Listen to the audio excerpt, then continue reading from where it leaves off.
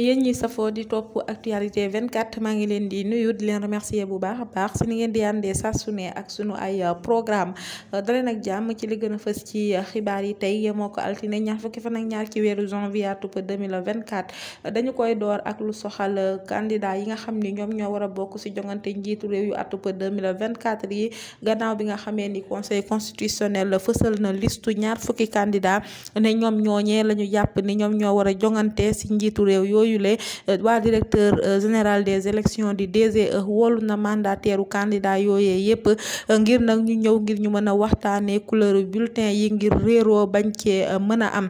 ñu woyal àddu ci kenn ki bokk ci candidat yooyu le di Bassirou Diomaye Faye moom moomee nag xam ngeen ni kon jamono ji moo nga ca kaso bu Cap Manuel ba tax na ay avocat wam di sàkku ñu daal di koy may bàyyi ko négandiku ngir mu mën a battre campagne ndax dafa bokk ci droit ki nga xam ni candidat la mën a rek daal di battre campagne bu ñu sukkandikoo ci principe d'égalité de chance des candidats ba tax na kon moom moomee di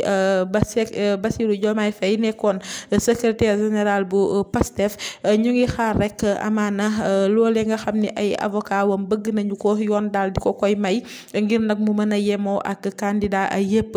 ñu wëyal dem ca hôpital Abass Ndao foofee nag xibaar bu neex moom moo fa tukkee ndax ki nga xam ni moo di directeur bi di docteur Amadou Ndiaye xamle na ni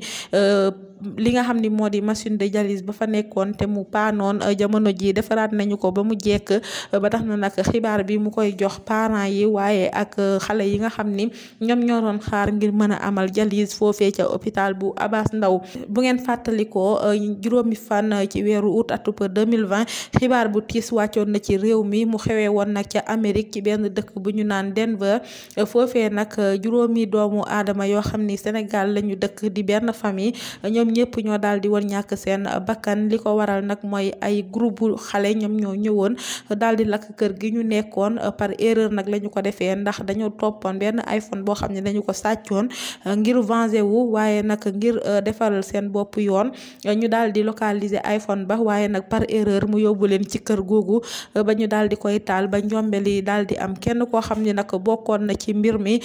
di wuyoo ci turu Gavin Seymour nekk xale boo xam ne fukki at ak juróom-ñeent la am moom moomee su moyuwul nag dinañu ko daan lu toll si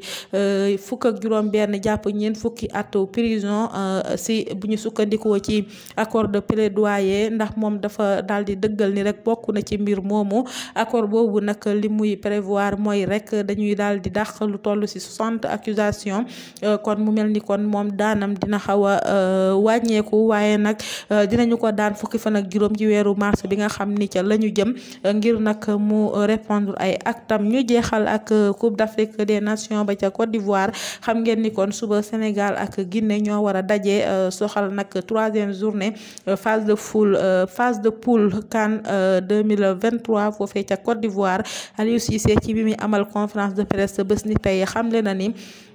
dalal na xeli bu baax a baax ndax nag li nga xam ni mooy wérgu yaramam jotaat na ko bu baax a baax ba tax na nag muy jaajëfal ñëpp ñi nga xam ni soucié woon nañu ci moom ba tax na nag moom Aliou Cissé mu xam leen ni dellu si na si tanière bi depuis samedi bi ñu weesu kon match bi waajal nañu ko bu baax a baax te nag dinañu ko jël comme match yi nga xam ni moom la ñu weesu ngir mën cee am ndam fii la ñuy ndar keppee tënku xibaar yi ma jox leen dig dajee ëllëg si actualité 24 jërë ngeen jëf.